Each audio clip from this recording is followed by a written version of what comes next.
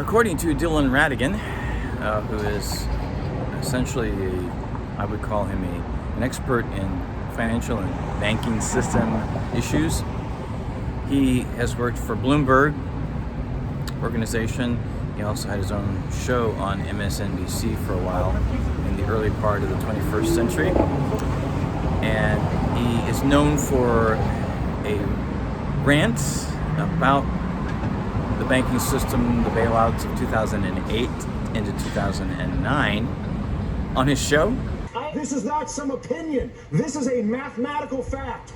Tens of trillions of dollars are being extracted from the United States of America. Democrats aren't doing it. Republicans are not doing it. An entire integrated system, financial system, trading system, taxing system that was created by both parties over a period of 2 decades is at work on our entire country right now. And we're sitting here arguing about whether we should do the $4 trillion plan that kicks the can down the road for the president for 2017 or burn the place to the ground. Both of which are reckless, irresponsible, and stupid. He has more recently come out again to talk about similar kinds of issues that have happened in 2020 because of the pandemic, public health and safety crisis, as Richard Wolff, the economist, calls it. And initially in March, the CARES Act was passed by 100% of the Congress. That was, we were told, about $4 trillion created by the Federal Reserve Bank, which, by the way, is not a public bank, as many might think it is, because it has federal in its title. The Federal Reserve Bank is actually privately owned. There are associations with the government, I guess you could say the public sector in that sense, but for the most part it is a privately owned bank.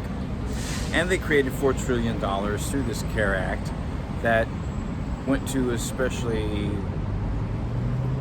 I guess, essential businesses, or what were designated as essential businesses. It wasn't very transparent. Probably only about 1,000 people really got that money to make decisions about what was going to be done with it, to keep their businesses going. Passed very quickly, within a matter of days, middle of March, as the quarantine was announced. And we do know that. But Dylan Ratigan points out that there's really much more to it. It's probably more like 10 trillion, but again, just to throw numbers around, but there needs to be an insurance policy, right?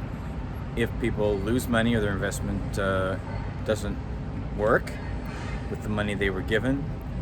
For instance, if a bank loans some money to someone, they think they're going to get the payments back and it goes into default.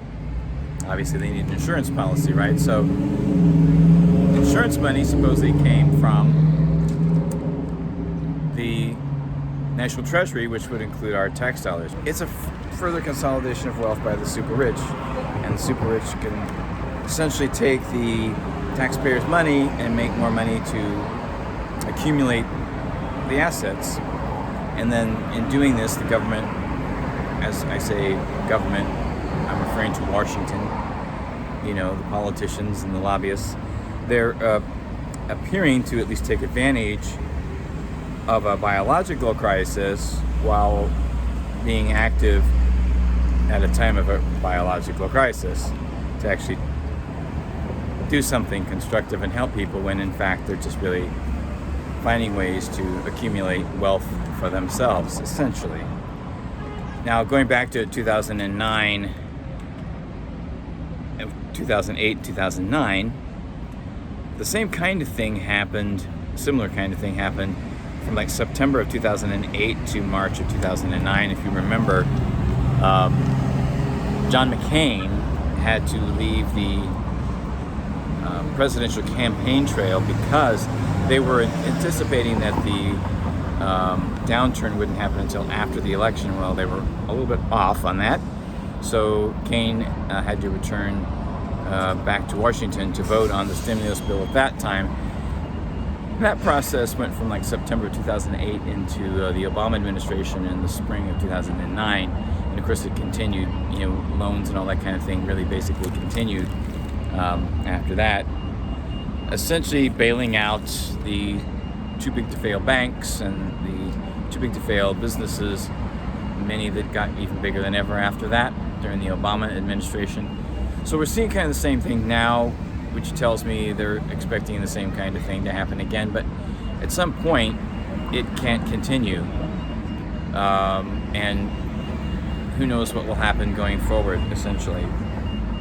And I guess even with that last stimulus, the last time, any one congressperson could have stopped it, but it didn't happen, and it didn't happen this time. It was passed 100%. So there was a portion of it, maybe in that other $2 trillion that wasn't considered part of the insurance policy for the 4 original, that went to those $600, unemployment checks that ended July 26th, apparently, and also to those $1,200 one-time stimulus checks that some people got,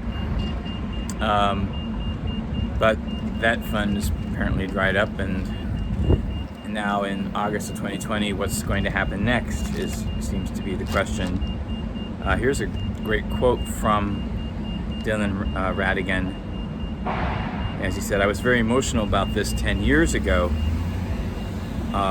America has shown the world what it is, and it is a rapacious and destructive oligarchy that is funded by the taxpayer at the expense of the taxpayer.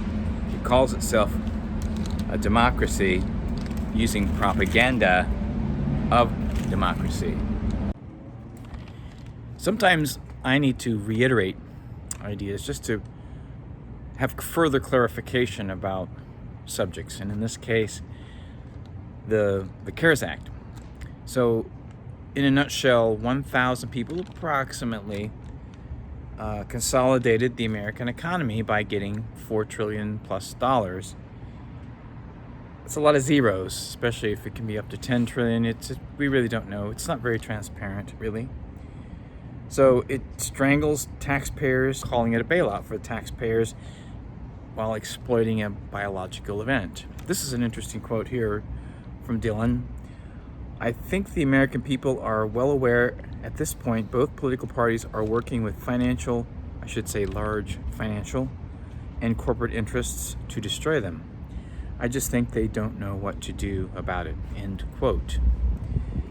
So, and no leadership really stepped up, in social media, interviews, anything, to talk about this in more detail. Not Bernie Sanders, not AOC, not Elizabeth Warren, those who you would think would be verbal about what this actually is a transfer of wealth to the wealthy.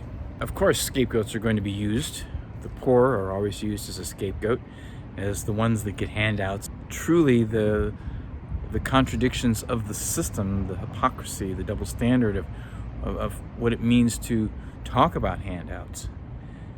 But because these are the elite class, are the benefactors of this massive handout, once again, of course they're going to find scapegoats, and poor people, or those that would be categorized as the workers or the working class. Here's another interesting quote from Dylan. "Trump is a bigger liar. Trump is more self-saving. He's more of a psychopath. He's less empathetic, etc., etc., etc. When the rubber meets the road economically, everyone from Bernie Sanders to Rand Paul to Barack Obama, pick them. Everybody's on the same page, which is give the money to the large banks and financial institutions and let them consolidate ownership of all of the weaker assets. A smaller group of people own more and more of all of the assets in the country, and then call it help or call it caring." So let's not be in denial of what really took place in March as we go forward in understanding why our lives are as they are in 2020.